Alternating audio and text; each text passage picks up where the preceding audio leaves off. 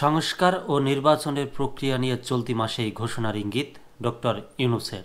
জাতীয় নির্বাচনের আগে প্রয়োজনীয় সংস্কারের গুরুত্ব পুনর্ব্যক্ত করে প্রধান উপদেষ্টা ডক্টর মোহাম্মদ ইউনূস ডিসেম্বরের মাসের শেষের দিকে সংস্কার ও নির্বাচনের প্রক্রিয়া সম্পর্কে একটি ঘোষণার ইঙ্গিত দিয়েছেন। ঘোষণায় এটি কিভাবে এগিয়ে নেওয়া হবে এবং নতুন বাংলাদেশ রূপ প্রকল্পে সঙ্গে সামঞ্জস্য রেখে প্রত্যাশা পূরণ করবে তার রূপরেখা দেওয়া হবে বলে উল্লেখ করেছেন তিনি।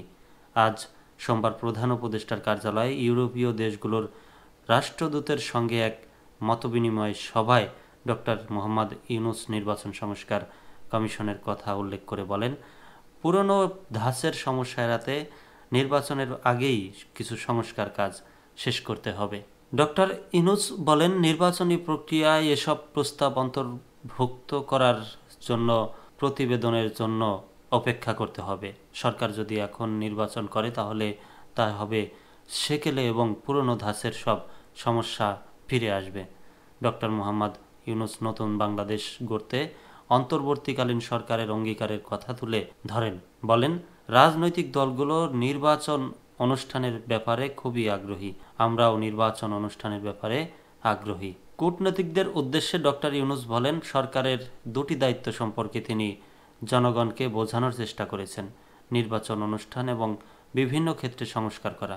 প্রধান উপদেষ্টা বলেন, 15টি ভিন্ন ভিন্ন কমিশন রয়েছে এবং সরকার এ মাসের শেষ থেকে জানুয়ারির মাঝামাঝি পর্যন্ত এই কমিশনগুলোর কাছ থেকে প্রতিবেদন আশা করছে।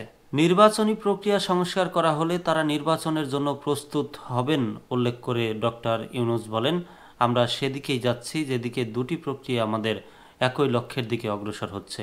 মতবিনিময় সভার শুরুতেই ডক্টর ইউনূস বলেন, এটি বাংলাদেশের জন্য অত্যন্ত উত্তেজনাপূর্ণ মুহূর্ত, কারণ এটি বিজয়ের মাস। তিনি বলেন, আপনাদের সবাইকে একসঙ্গে পাওয়ার জন্য এটি একটি বিশেষ উপলক্ষ।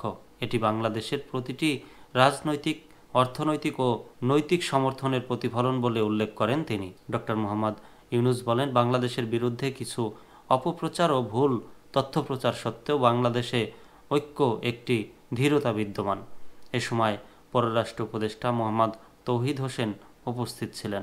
বৈঠকে অংশগ্রহণকারী রাষ্ট্রদূতেরা হলেন বাংলাদেশে নিযুক্ত ডেনমার্কের রাষ্ট্রদূত ক্রিয়াসিয়ান বিক্সমেলার, বাংলাদেশে নিযুক্ত ফ্রান্সের রাষ্ট্রদূত ম্যারি মাসদুপুই, বাংলাদেশে নিযুক্ত জার্মানির রাষ্ট্রদূত আসিম ট্রেস্টার, বাংলাদেশে নিযুক্ত ইতালির রাষ্ট্রদূত প্রধান ও রাষ্ট্রদূত মাইকেল মিলার, ঢাকার নেদারল্যান্ডস রাষ্ট্রদূতের সিডিএ এআই আন্দ্রে কাস্ট্রেন্স।